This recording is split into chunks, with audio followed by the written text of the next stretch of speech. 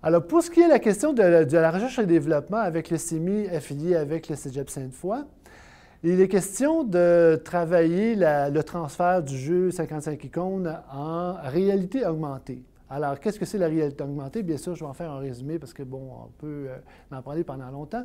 C'est de faire en sorte qu'on utilise un marqueur. En l'occurrence, cette fois-ci, c'est le logo du 55 icônes, c'est-à-dire le logo qui représente le jeu lui-même. Et le marqueur va aider le iPad à transférer l'ensemble de l'image en interface 3D. Tout l'ensemble de la recherche et développement pour la réalité augmentée, ça a été de faire en sorte qu'on puisse donner aussi à l'utilisateur une version, comme dans le jeu de table, une version imagée colorée, mais il y a aussi plusieurs versions. Alors, l'image colorée, couleur à plat, avec texture, et noir et blanc. Le pourquoi de donner ces options à l'utilisateur, c'est pour la simple et bonne raison que dans l'esprit du choix des images projectives, effectivement, l'utilisateur peut avoir une interprétation différente due à des problèmes de vision ou même une interprétation des couleurs et des formes. Alors, en laissant plusieurs options, en fait 4, c'est-à-dire des couleurs à plat, il y a la possibilité de valider les couleurs que l'on voit. L'image en tant que telle, d'avoir l'image que tout le monde voit dans l'interface, qui est la même pour tout le monde, et les deux versions en noir et blanc, de s'apercevoir que l'image est construite d'une façon symbolique où le fond et la forme peuvent être inversés. Et, bon, pour certains, ça peut amener une certaine ambiguïté, mais ça a surtout été fait pour stimuler l'imagination.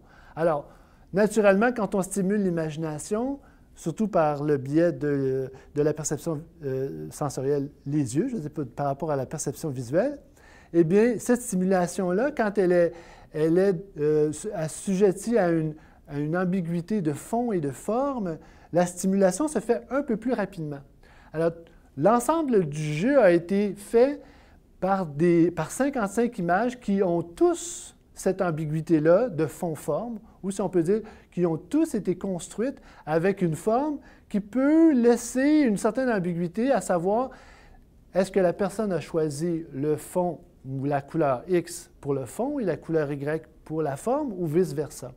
Alors, ce principe-là de fond et de forme, ou d'ambiguïté fond et forme, va accélérer l'imagination, va accélérer la fonction d'imaginer ce que l'on voit, et à partir de là, on peut rentrer plus rapidement dans l'image parce qu'on doit se positionner, à savoir est-ce qu'on voit telle couleur, ou telle forme, ou tel fond.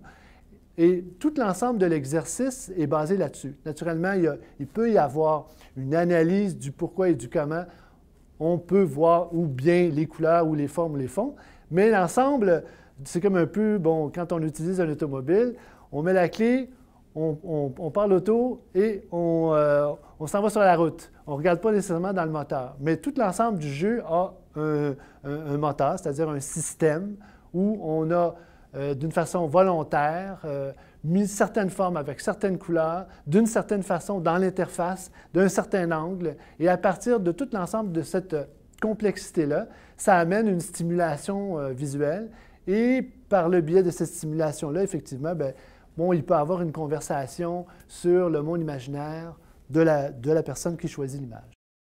Le T-shirt 55 icônes, ça permet de justement faire fonctionner la réalité augmentée de la recherche et développement qu'on a fait avec le CIMI. Alors, on voit ici, quand on met l'iPad devant le marqueur, qui est en fait le logo, on peut, après ça, sélectionner une image.